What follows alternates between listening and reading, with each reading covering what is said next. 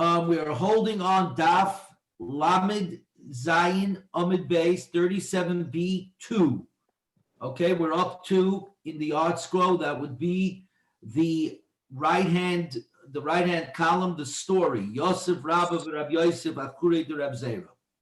Okay, so that's what we're up to. What's going on is, again, just to remind everybody, we've been dealing with the machlokes between Rabbi Yochanan and Reish Lakish regarding dough fried in a pan. Dough fried in a frying pan.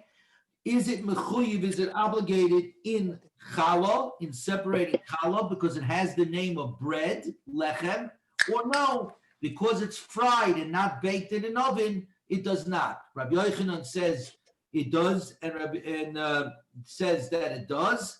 That fried is like bread and it needs challah, and you need to take a challah. Reish Lakish says being fried is not like bread, and therefore it's not mechuyev, it's not obligated in challah. So now the story goes. Yosef Rabba Rab Yosef Achere de Rab Zera. Rabbi and Rab Yosef were seated behind Rab Zera. Yosef Rab Zera kamei de Ula.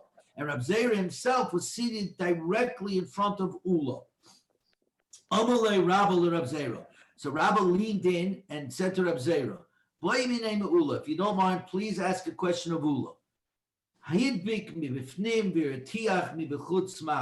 If he put the dough inside the frying pan and heated up the frying pan from the outside, what's the din regarding challah?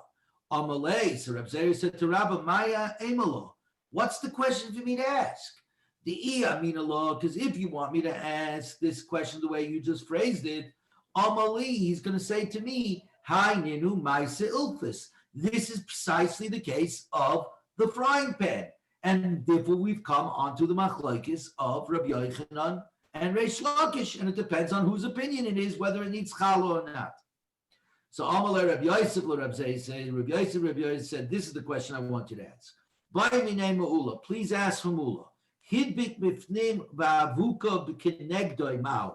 If you put the dough inside the frying pan and you place the frying pan opposite of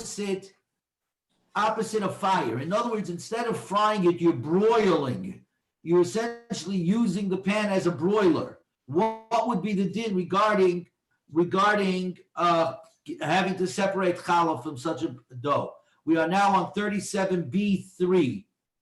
Amalei. So Rab Zera said to Rabbi Yosef, "My Amalei, what do you want me to do? If I ask him that question, Amalei is going to tell it to me. Roiv aniyim oisim came. Most poor people do this. They don't actually fry over the fryer. They actually turn it over to use it as a broiler. And the reason for that is because you use up less fuel that way. And obviously the poor people are trying to conserve the fuel. But either way, it is a perfectly normal way of using a pan. Since it's a normal way of using a pan, therefore it comes back to the machlokes, the argument between Rabbi Reish Lakish and Rabbi Yochanan. So therefore, there's nothing to ask of Ula. So now the Gemara goes, it moves along. Now the Gemara is going to start here again with the conversation that we've been going back and forth with for a while over here regarding Maisa Sheni. Okay, again, Maisa Sheni are the grains that need to be eaten in Yerushalayim. However, before they get to Yerushalayim, one is allowed to be paid to them. One is allowed to redeem them onto money. If you redeem it onto money, the produce becomes chulin, is allowed to be eaten anywhere. The money then has to be brought to Yerushalayim and spent in Yerushalayim. The Gemara is eventually going to come to a case where you had produce of Maisa Sheni, you were paid it, you redeemed it onto money. The money is now called Mamay Maisa Sheni, money of Maisa Sheni, which you'll then turn around and buy other produce from, which means that you're moving down the line, sort of weakening yourself from the original Maisa Sheni that you separated. Okay, but here we begin. Amar Rav Asi, Isa shal Maisa Sheni, concerning dough of Maisa Sheni. The divrei Rameya, according to Rameya, potam in achala. It's potter from challah. Why? And because Rameya holds that Ma'aser Sheni has kedusha, has sanctity. The Torah is mechayev you to eat it in Yerushalayim. Therefore, it's not actually mamon shaloi. It's not actually your money. It's actually mamon givoya, money of the Most High. In other words, it's the Rebbeinu Shloim's money, right? So therefore, it doesn't actually belong to you. It doesn't actually belong to you. It belongs to the Hashem. Just what? Hashem is allowing you to go ahead and use it and eat it.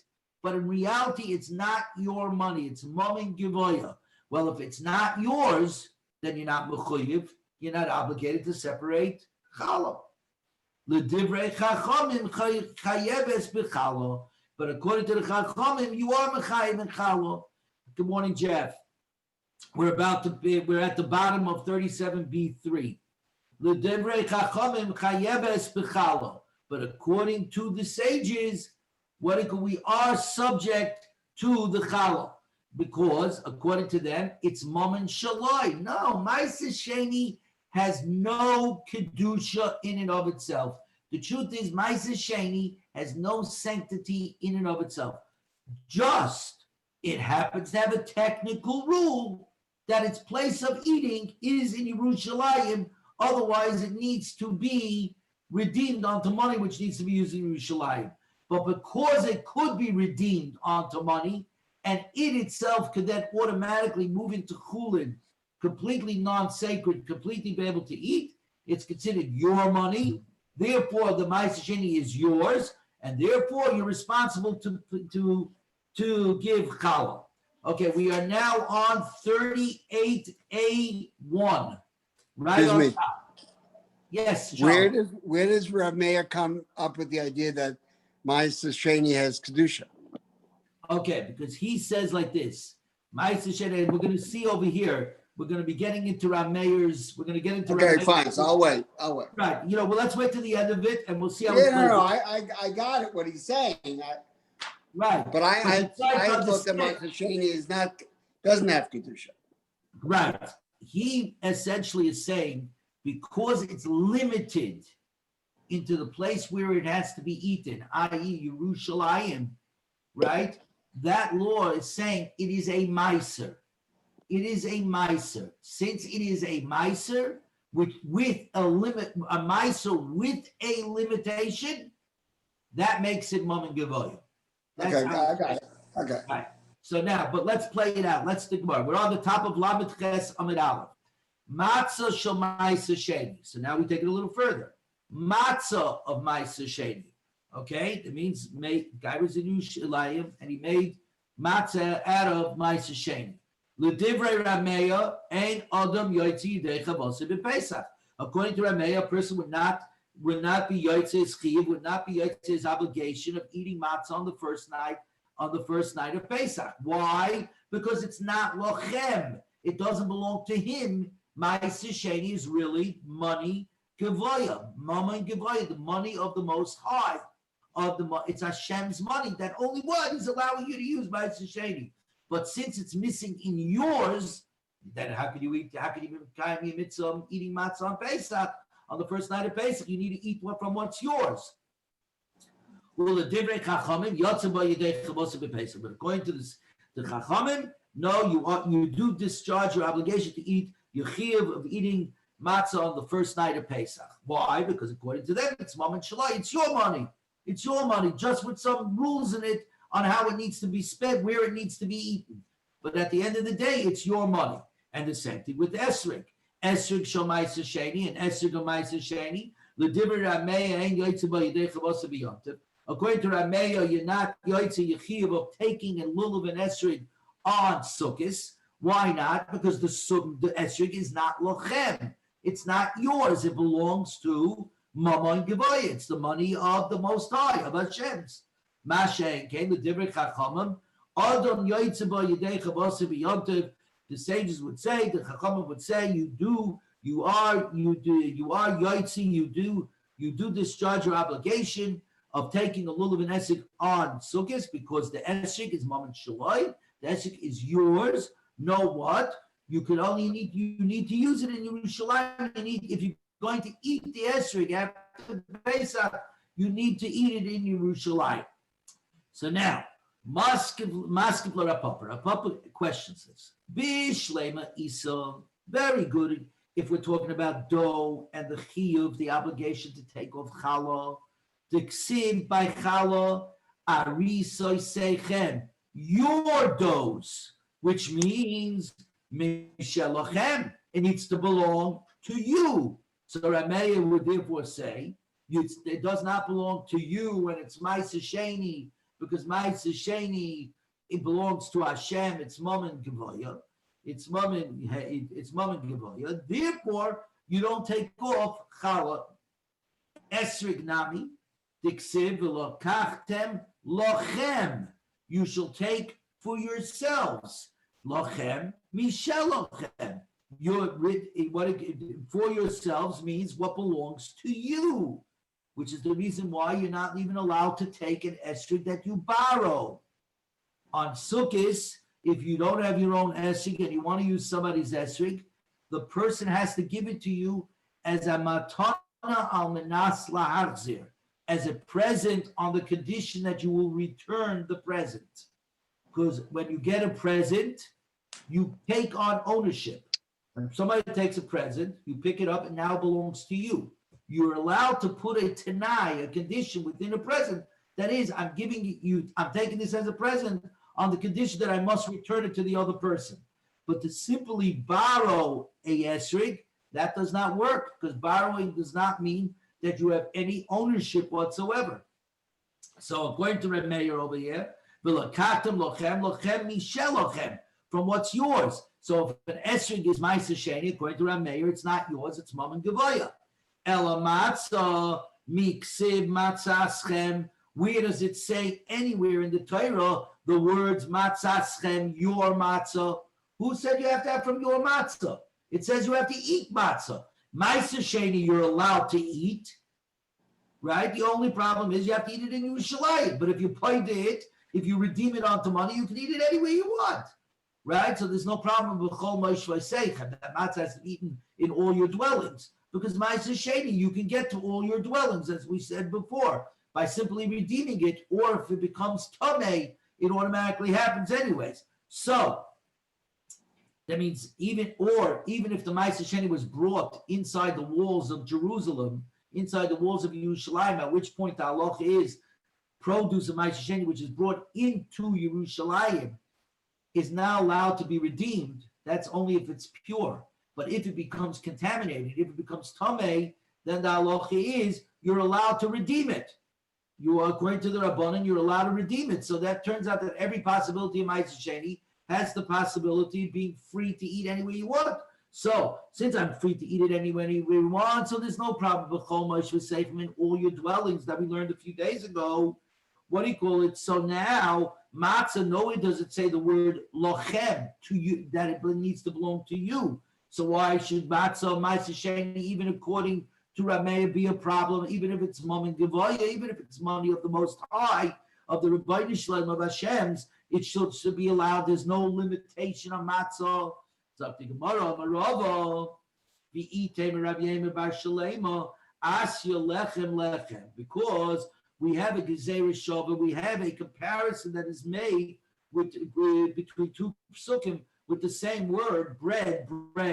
Ksiv hachal lechem oini. Over here by us, it says, by matzah, it says the poor man's bread or the grief bread, depending on whether you pronounce it oini, which is the way we pronounce it, which means for grief, oinin, or ani, poor man's bread. Viksiv hasam. And it says regarding the challah obligation, and it shall be that when you will eat of the bread of the land, milechem haaretz, from the bread of the land, just like by challah it needs to belong to you because it says mishelochem. Over here by matzah, the matzah also has to be mishelochem. And the Gemara says, Lema Messiah, well, perhaps we could even bring proof to Rav Ashi from a brayso.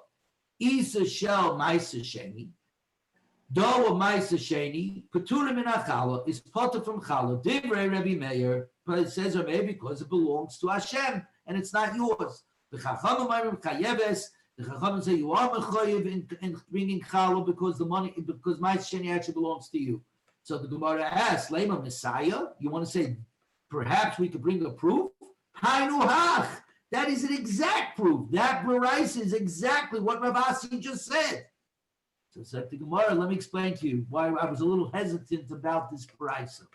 Hachi Kamale. Lema de Miflig Be'isa. We can infer from this Baraisa that Rameya and the Chachamim are arguing regarding the chiyuv, the obligation to take challah from dough made out of grain of Maisa Sheni.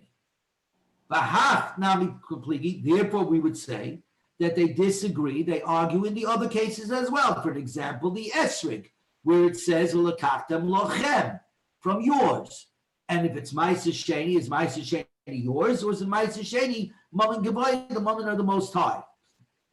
Oy Dilma, maybe not.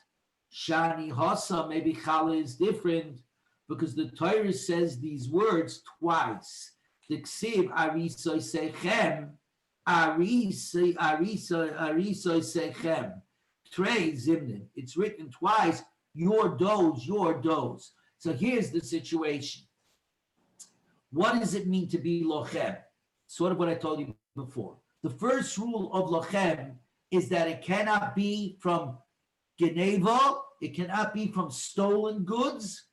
And number two, it cannot be borrowed. It cannot be from shoyel, from borrowing. So it can't be from shoyel or Geneva. It cannot be borrowed or stolen. So an esrig hagozel, an esrig that is stolen, comes from stolen goods, or esrig hashoyel, or somebody borrowed an esrig, a person is not mikayim his mitzvah of to take esrig, because esrig has to belong to you. That is one lochem. Same thing with challah. If a challah comes from stolen dough or borrowed dough, there is no chiyuv of challah, because regardless, it does not belong to you.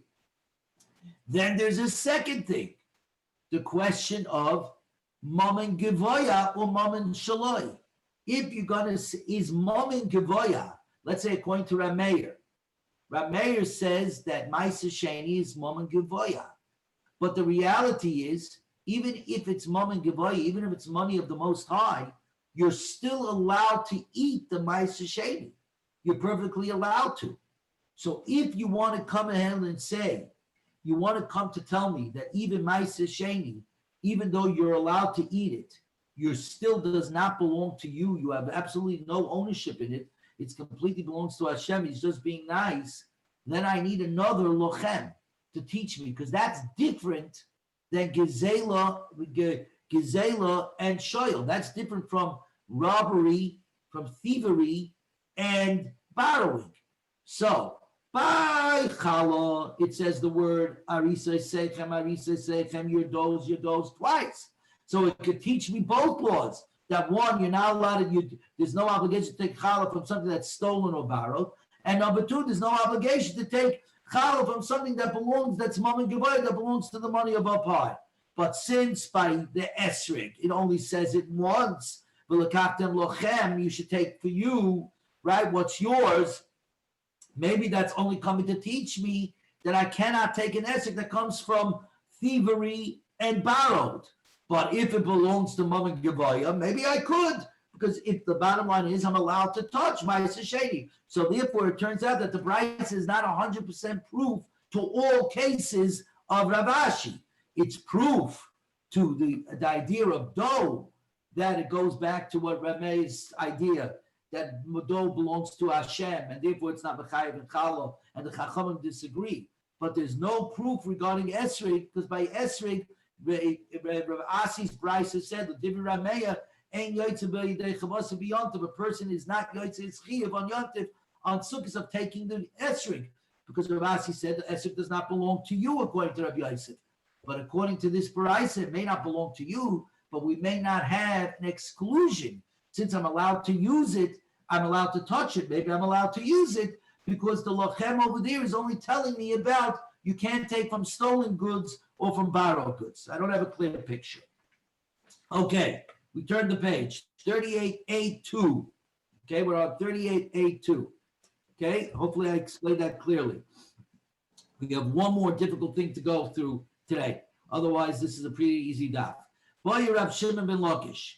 Come to Rav Shimon ben Lakish is also known as Reish Shlokish. Reish Shlokish. Ma'u sheyetze odon yedei chavosai.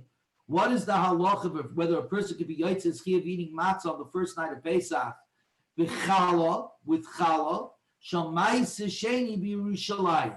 In other words, somebody brought up his ma'is sheni to Yerushalayim. He separated the challah. He gave the challah to the kohen. Can the kohen now use the challah to make a matzah and be yotzei chi of eating matzah on the first night of Pesach? So it's up to Gemara. Ali but the Rabbi Yossi Agalili like to buy Allah. According to Rabbi Yossi Agalili, who we learned 2 dafim ago, who said the following: Hashta b'chula noinafik. Since he holds that ma'aseh sheni, that's chulin. In other words, it's not challah, just straight out ma'aseh sheni. He says if you make matzah from ma'aseh sheni, good old regular ma'aseh sheni, you're not yotzei yechiyav. You cannot yotzei your obligation. You have not done your obligation of eating matzah the first night. You have not discharged your obligation of eating matzah on the first night of Pesach. Do you even have any questions about challah? Challah is a higher level. It has some kedusha because only the kohen has to go to the kohen. Is there no question that the kohen cannot use it for matzah? And why did Rabbi Yossi Agalili say you can't? Because if you remember, he says lechem oini. We go by the way the word oini is pronounced, which means oinon. It has to be bread that can be eaten by somebody who is in grief. And ma'aseh sheni must be eaten with joy. Since ma'aseh sheni must be eaten with joy, it cannot be used for matzah on the first night of Pesach. I'll leave it to Rabbi Akiva, but according to Rabbi Akiva, who says you could use ma'aseh sheni to discharge your obligation to be yotzei yechiyav of eating matzah on the first night of Pesach, because Rabbi Akiva said he learned it from matzah ribui. The many extra times where it says matzah to include ma'aseh sheni. Now comes the question. Does Rabbi Akiva say that with ma'aseh sheni you could discharge your obligation of eating matzah on the first night of Pesach? He's only talking about chulin, good old regular ma'aseh sheni with no holiness. Why? The mitamu, we just said this before, because if it should become tomei, yesh lem heter b'mashavos. It has a heter that it could be permitted in all the dwellings. Again, ma'aseh sheni regularly, if it hasn't gotten into Yerushalayim, you can simply redeem it onto money, and then you could use the ma'aseh sheni anywhere you want. If the ma'aseh sheni is brought into the walls of Yerushalayim, the chaimos Yerushalayim, it's no longer allowed to be redeemed. But even if it's in the walls of Yerushalayim, where normally it cannot be redeemed, if it should then become tamei, Rabbi Akiva holds like the Rabbanon, that if it becomes tamei, you are allowed to redeem it. So even ma'aseh sheni, hoyel, okay, since it's possible that ma'aseh sheni, if it becomes tamei, can, even if it's already in the walls of Yerushalayim, could still be redeemed and then be allowed to be used anywhere in Eretz Yisrael, anywhere to be eaten. So that makes sense. Therefore, there's no problem with the pasuk that says matzah has to be eaten in all your dwellings, because ma'aseh sheni in every situation has a way of getting to all your dwellings. But challah,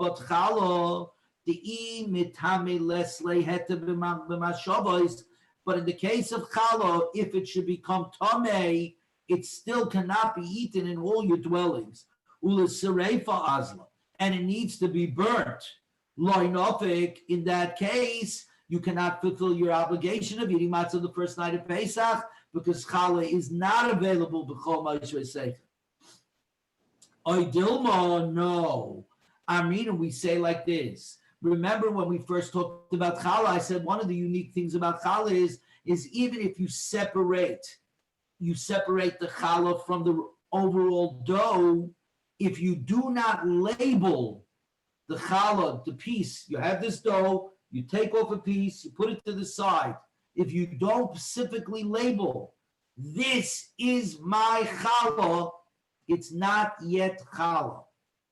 It's one of those things that must be labeled. No different than Meiser. Meiser, as we said, this is Meiser Sheni, this is Meiser Rishon, this is Truma. No different. Anything that needs to be mafresh, anything that needs to be separated, we're mafresh to Ruma, we separate to Ruma, we separate Meiser. Anything that needs to be separated, like challah, needs to be labeled. You need to say, this is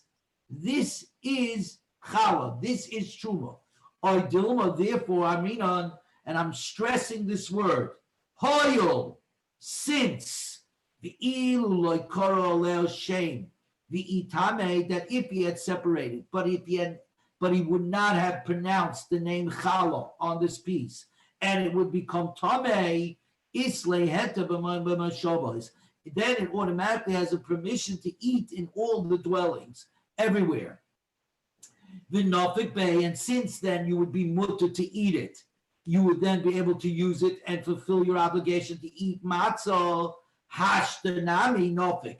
That here too, even though you did label the challah, you separated it and you labeled it challah in kolzeh, because Hoyol, since I can find a possibility where this separated piece would become mutter, would become allowed in all your dwellings,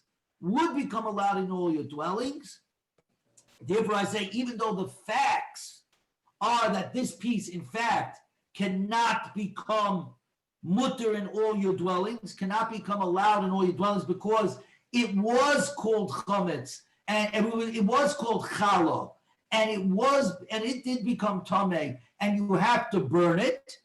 But because there is a way out of it, a theoretical possibility where I could find a corner to sneak out of, if I had separated it and had not labeled it, and it became tameh, I would be allowed to use it everywhere. Maybe I would say that you're allowed to. What we have banged into here is, again, another one of those shas sugis, another one of those Talmudical topics that will pop up all the way. The topic of hoyel, since. So now you're all going to say to me, this makes no sense. The facts are the facts. It's tameh. You're going to tell me hoyel, a possibility, and now we're coming back to Isaac's question of a few days ago. Isaac asked the question, why do we weigh it? Or why do we go by let's go either by its dollar amount or by its weight, whichever one comes out more. And I explained then that as you go through Shas, you will find, and we're going to see this probably today, Chazal, when they make a law, make it across the board. The rule, they try to take out all the exceptions to the rule. Because the moment you have exceptions, that's the beginning of the end of the rule. The rule only lasts when it's across the board. We all know as soon as there is exceptions, everybody forgets that there is ever a law, because everybody only remembers the exceptions to the law and then applies it further on down the line to every possibility. Hoyel says, if I'm dealing with a cheftza, I'm dealing with a thing, and I'm dealing with an halachic reality, I have to take in all its possibilities. If there is an out, that's a true out, that clears out, I have to account for that possibility. I have to account for it within the law. The only question is, how far do I account for it? Which is where we're going today, and that's the one hard piece here, but which we're about to get to. But you have to account for it. And in you account for it, right? Sometimes it turns out then we say, in that case, it's going to come out to a leniency because of the possibility, which would absolutely be a leniency. And that's what we're talking about over here. So, and you're going to find it's not just in simply cases like this. Many times in Shas, I always use this as the example. Somewhere in the Kachim Mesechtes, in the Mesechtes that talk about the Beis Hamikdash, the Holy Temple, and its sacrifices and all that. So we'll bring a case where one animal dies, and the calf that it was carrying rolls out of the body and goes into the body of the next cow. Get this right. Cow A is passing away. The animal that's in the calf that's inside that the mother was carrying rolls out of its body and ends up in the stomach, in the womb of the other cow. It's not possible. And the Gemara knows it's not possible. But the Gemara is trying to bring a legal theory. If it's a legal theory, then the theory has to be possible in whatever case you can possibly find. Over there, I forgot what the legal theory was. Whether the calf it doesn't have to be shechted, or it doesn't, is it kosher, not, whatever it is. The point here is the actual case cannot take place. But if I can think of the case, does my legal theory still work? If it does not work in that theory, then I don't have proof that I've reached the absolute truth. Emes la'amiti doesn't mean that I've come to the absolute truth of the law. If the theory is right, you should be able to apply it straight down the line, even in a completely theoretical case. Okay? So that's really what we're learning over here. And this is the svara of Hoyel, since. Now it goes the Gemara further. Ikedi Amri. There are others that said the question was as follows. Vadai loiti boilach. Sure, in this case, we're certain this is not the question regarding matzah made of ma'aser sheni that you also took challah. The vadai amrinan hoyel. Because of course you say the theory of hoyel, the theory of since, right? That since that if this challah, was not labeled challah, you never said the word challah, and it had become tamei, it would become mutter in all your dwellings. So even if you did label it challah and it became tamei, and even if you did label it challah, it can become, you're allowed to use it for matzah on the first night of Pesach, because there's a way out if it had become tamei and you hadn't labeled it challah.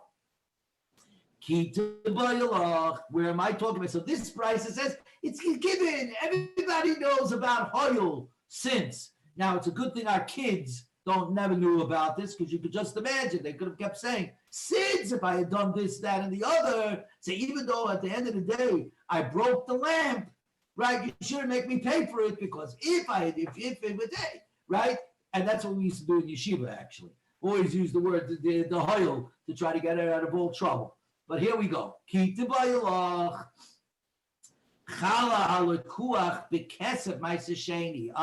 Now we're up to the case that I told you before. A person has ma'aser sheni, separated ma'aser sheni, then he goes ahead and he redeems it onto money. The money is now known as kesef ma'aser sheni, the money of ma'aser sheni. And now he takes this money and he goes to Yerushalayim and he buys produce. He buys produce of ma'aser sheni. Okay, so now, and from the second produce, okay, the new ma'aser sheni, which came from the money of ma'aser sheni, this new produce, he separated challah. Okay, challah lekech because of ma'aser sheni, regarding challah that was purchased with ma'aser sheni money. So the ma'aser sheni money bought a dough and he separated challah. Ali, but the Rabbanon like to boilach. According to the Rabbanon, there's no question. Chiv and the Yami Yipodeh. Since we say that food purchased with ma'aser sheni money that became tamei is allowed to be redeemed, the Rabbanon say if I had ma'aser sheni money that I redeemed onto money, and with that money I went ahead and bought new produce, which now it became ma'aser sheni, like every other ma'aser sheni, according to the Rabbanon, if it becomes tamei, even though it's already within the walls of Yerushalayim, once it becomes tamei, even within the walls of Yerushalayim, you're allowed to redeem it. you're allowed to redeem these two. The second set of Ma'aser Sheni is still strong enough to be redeemed if it becomes Tameh within the walls of Yerushalayim. So therefore, it would be okay to eat within B'chol Ma'aser Seichem in all your dwellings. So of course, you're allowed to use this to be Mekayim your obligation of eating matzah the first night of Pesach. Ki tibayalach aliba de Rabbi Yehuda the Ama Yikober. According to Rabbi Yehuda, who says that food bought for money of Ma'aser Sheni. So you had Ma'aser Sheni that you redeemed not the money in the money. With that new money, you bought new Ma'aser Sheni, which then became Tameh. Rabbi Yehuda says, no, this is not strong enough. Once it's in the walls of Yerushalayim, if it becomes Tameh, it has to be buried. Titnan, because we learned Halakeyach because of Ma'aser Sheni Shenitma, if food that was purchased with the money of Ma'aser Sheni became Tameh, so this is the second. Ma'aser Sheni got redeemed onto money, and the money went in and bought new produce. And that new produce became Tameh, Yipada is allowed to be redeemed. That's what the Rabbanan say.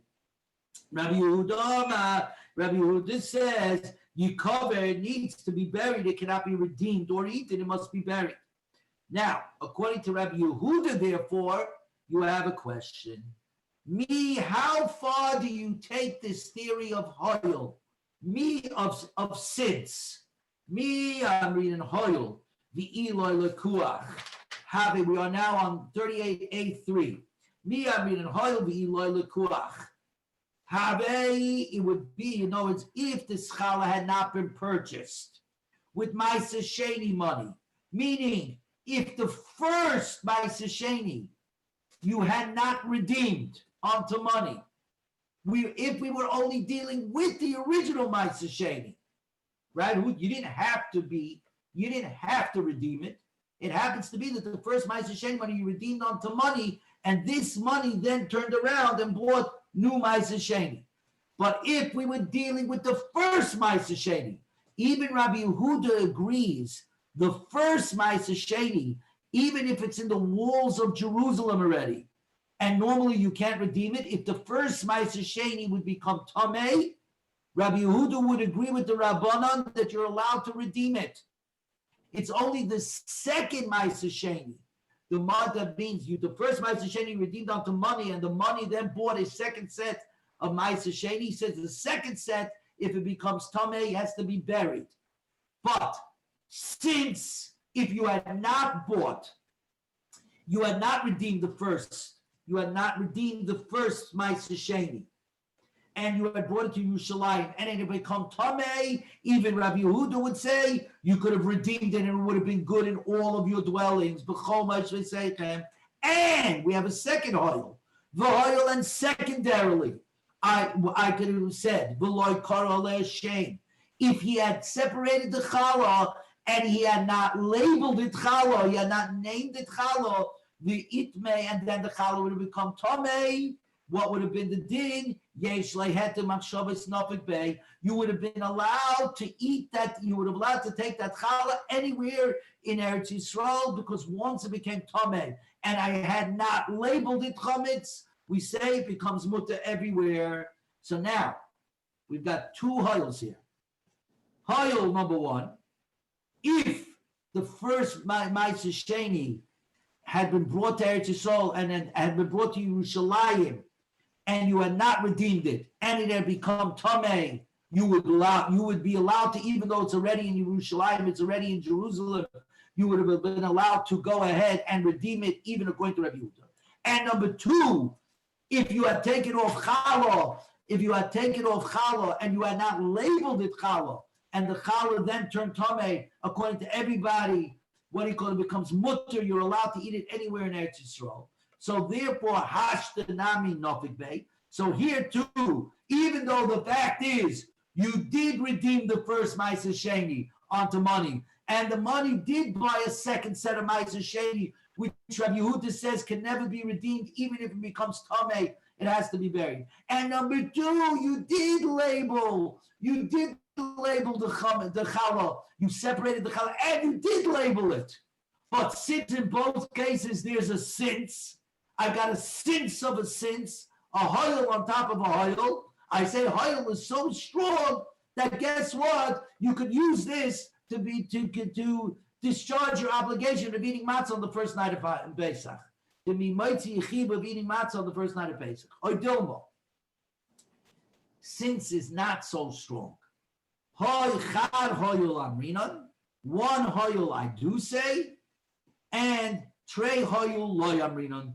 Two applications of oil I do not say. And for the Gemara, this was the hard part, by the way, right here. Amar Rava, says Rava, Mistabra Shei Meiser Chadhu. Mistab, the name Meiser is one. The bottom line is, forget all the possibilities. The bottom line is it's called Meiser. And you know what? Meiser, even with Chala Meiser Sheni, if it was purchased with the money Meiser Sheni, it still has the name Meiser. It's allowed to be used. It's allowed to be used for matzah. That's it. You could fulfill your obligation. Now the Gemara the Mishnah went further.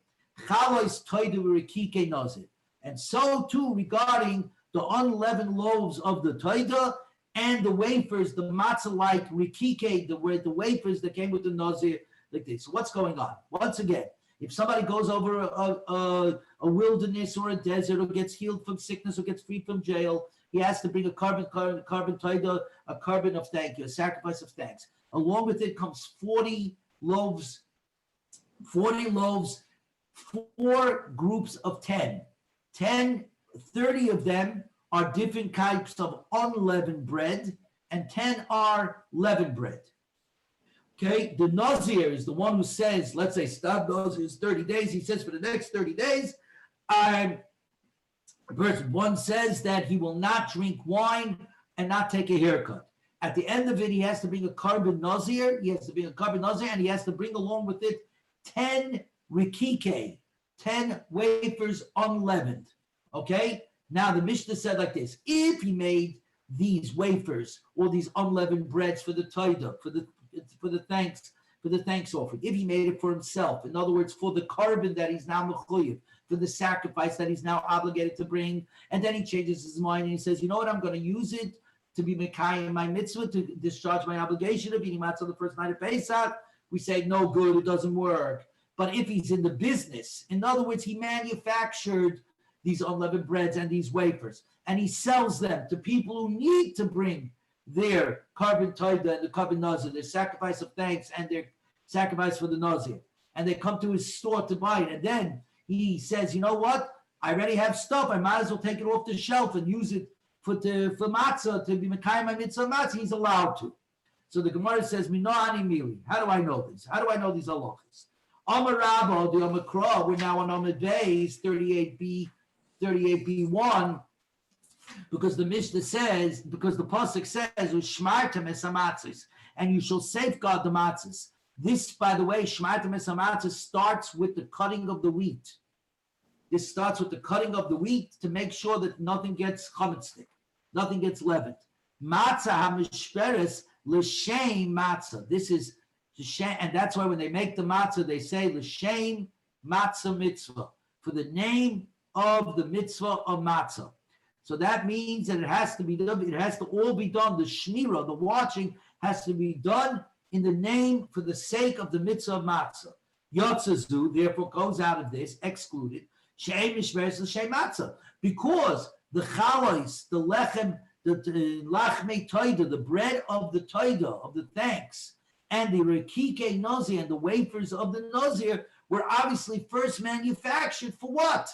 Were first manufactured for the kabbanos. So since they did not start with shmira, they weren't done for the sake of the mitzvah matzah, and they were only done ela l'shum zevach. They were only done for the sake of the offering. So therefore they're no good. Rabbi Yosef says, now I got another reason. Amakra, shivas yamin matzahs techelu. 7 days you shall eat matzah.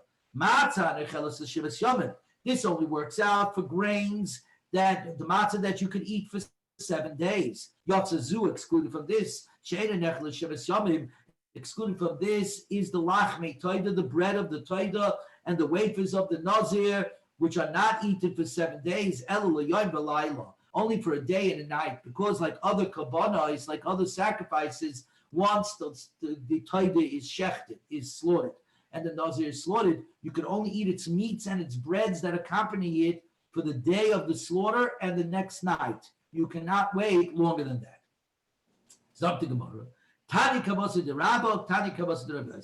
I've got two different ways. I've got a proof to Rabba's way that you learn it from matzah shemira, from watched matzah, that it has to be done the shem mitzvah matzah, has to do for the sake of matzah. Tani Kabasa de Rabbi Yosef. Tani Kabasa de Rabba. Yochel yetze yedei Kabasa b'chalas toider rikike nazir. I might have thought that you could be yetze yechiv. Your obligation of eating matzah on the first night of Pesach, with the chalas, with the bread of Toida and the wafers of the Nazir. Talmud loyma ushamartem es hamatzos. You have to watch the matzahs. Matzahs mishmeres l'shem matzah. Matzah that was watched for the sake of the mitzvah of matzah. Yatzazu shein mishmeres l'shem matzah. Excluded from this is the bread of the Toida and the wafers of the Nazir, which were not guarded for the sake of the matzah. Elu l'shum zevach, except and only for the sake of the offering. Tani Kabasa de Rabbi Yosef. Yochel yetze adam yedei Kabasa b'chalas Toida v'rikike Nazir. I might have thought you could be yotze yechiv. Your obligation of eating matzah on the first night of Pesach with the bread of Toida and the wafers of the Nazir. Talmud loyma shivas yomi matzah techeres. 7 days you should eat matzah. Matzah necheres l'shiva. It can only be matzah that can be eaten for 7 days. Yotzazu excluded for this. Shein and echel l'shiva el l'yom echad. It's excluded from this the bread of the Toida and the wafers of the Nazir, because they're connected to their sacrifices, which one sacrifice can only be eaten for the day of the sacrifice and the next night. So, let's learn it out. Why do you have to come on to all these interesting ways of learning matzah shemura, matzah l'shem mitzvah matzah for the sake of the mitzvah, or because of that it has to be eaten for 7 days? Learn simply. We're going to do this according to the one that says oini, that you translate it by the way it is said. Only matzah is only something that is allowed to be eaten with aninus during grief. Yatzazeh, the matzah of Toida, or the Nazir, right? The bread of the bread of the Toida, or the wafers of the Nazir, she'ein necha ba'aninus, which cannot be eaten with grief, ela b'simcha, only in a state of joy. Why is Rabbi or Rabbi Yossi's what do you call explanations necessary? It's simply straight out. It doesn't fit into lechem oini. So after the Gemara, some like Rabbi Akiva, the Oma oniksiv. They hold like Rabbi Akiva, that you don't translate it the way it sounds. You translate it the way it's written. Aleph nun ayin nud yud, which spells the word oni, poor man's bread. So pray to Gemara, if that's the case, it's poor man's bread. We got a problem.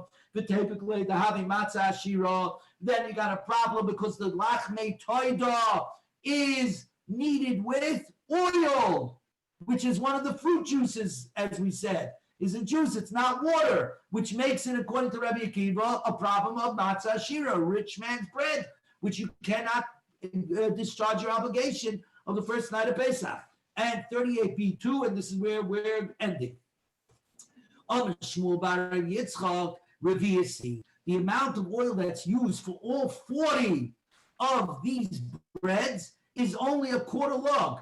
And it's divided among many loaves. So therefore, since the amount of oil that is used in each one of the loaves is so minute, it does not reach the level of matzah shira, of rich man's bread, of rich man's matzah, matzah shira. So therefore, it's not a problem with regard to lechem oini. So pray to Gemara v'teipaglei de'einin echela b'choma shvois. But just learn out the simple problem that matzah has to be eaten.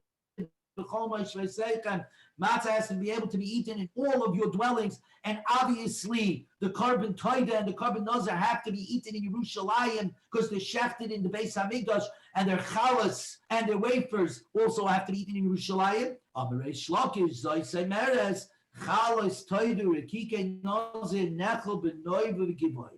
We're allowed to be eaten in noiv and givoy. This is so interesting. Before we got to Yerushalayim, the Aron was first in Shiloh. Then it was brought to Noiv and Givon, except in Noiv and Givon, in fact, there was no Aron, because that was the 2-year period where the Pelishtim stole the Aron HaKodesh. And then they had so many problems, all the crops died, and everybody died over there. They sent back the Holy Ark on a wagon with 2 oxen, and and the miracle happened that it went right back to Noiv and Gibon. What happened over there? So while they were in Noiv and Gibon with no Aaron Kodesh, they were allowed to do, which normally you're not allowed to do, to have a Bama Gedola and Bama Ketanas. A Bama Gedola is an altar that is obviously in the wrong place. It's not with the Aaron Kodesh, it's not with the Aaron, and it's not in Yerushalayim. Normally you're not allowed to do that. But then over there they said, we're going to allow you to do, during those 2 years, they allowed them to do the communal offerings on the Bama Gedola and Noiv Yidoni, and the private offerings, everybody was allowed to do on their own altars in their backyard. This was a short period of time. Okay? And that meant that the Korban Todah, the thanks offering, why do you have a thanks offering? Because something happened to you and you were saved from it. So that's sort of a private Todah. You're allowed to bring it either on your own private Bama Ketana, or you're allowed to bring it on the big Bama in Noiv and Gidoni in the Bama Gedola. Same thing with the Nazir. You became a Nazir. You were allowed to bring it in your own small Bama for those 2 years, or you're allowed to bring it in the Bama Gedola. But either way, it turns out for 2-year period, there was an exception to the rule. And what did we say before? The law has to be consistent, not just here in the now, but throughout history. The law is the law. Since at one moment in time, the Todah and the Nazir were allowed to use their own private bamais in their own backyard. They were allowed to do wherever their backyards were, anywhere in Eretz Yisrael. So too, we say it's not a problem. Says Rish Lakish, Todah and Nazir are an exception to the rule, and that's that. Yes, Charlie. No, I'm sorry. Okay, well, let's just finish up to the end of the page. Tanya, it's a very fascinating. Take the time, by the way, guys, to read over the art scroll number 12. It's just fascinating. And to understand this goes back to the Isaac conversation about law. The law is different. We say the law is eternal. It doesn't change. The circumstances and how you use the law change, but the underpinning of the law cannot change. Tanya, if that's the case, then you don't actually have a law, you have Reformed Jewry. Tanya, and that's exactly the point. For example, there are people that say, to make this thing, Dennis Prager, use him, okay? Dennis Prager does not hold of the second day of Yom Tov. He says Yom Tov Sheni Shagolius was only at a time when we didn't have a calendar, and we were afraid that the messengers from Jerusalem wouldn't get there on time, so we didn't know exactly when the month began. So we made 2 days. Today, obviously, that doesn't exist. We have a calendar for the last 2,000 years. It's perfect. As we could see, Asar B'Tevis didn't fall out on Shabbos, it fell out on Friday, the whole 9 yards. So he said, why are we doing it? It's only because of tradition, as the song goes, right? Dennis Prager said, that's ridiculous. We say no, right? And he's an Orthodox Jew, mind you. But the answer is because you don't understand the underpinning of the law. The law is the law. We have a couple of rules. A later Bezdin, a later court system cannot simply overturn what an earlier court system did. They have to work a workaround. But you cannot go ahead and simply just dismiss what the earlier people did. If Chazal created Yom Tov Sheni Shogolius, right? It exists now. It's part and parcel of it. And the older you get, the more you appreciate it anyway. So what's the difference? I always consider that we're luckier than they are in Eretz Yisrael. They only get 1, we get 2. But the point of it is, it's exactly the same exact idea. So let's just finish up over here. Tanya, Rabbi Eloi, says Rabbi Eloi, Shalti, is Rabbi Eliezer, I asked Rabbi Eliezer, Mao, Sheyetze, Oda, Bekalis, Toida, Rikike, Nazar. What's the halacha if one wanted to discharge his obligation of eating matzah with the loaves of the Toida and the wafers of the Nazir? Amali, Loi Shamati. I don't know, I never heard. I didn't hear an halacha. I asked the question to Rabbi Yeshua. Amali, he told me, Chalis, Toida, Rikike, Nazar. And the wafers of the Nazir that one made for himself, and If he made it for himself, a person does not discharge his Pesach, limka b'shuk. But if he's in the business of selling these wafers and challahs in the shuk, and he has leftovers, yoitza behem, he could discharge with them. When I brought this over, and I said this over to Rabbi Eliezer Amali, he said, Beris, by the covenant. Those are the words that were said to Moshe at Sinai. Ikedi Amri, just the opposite. He went, Beris, these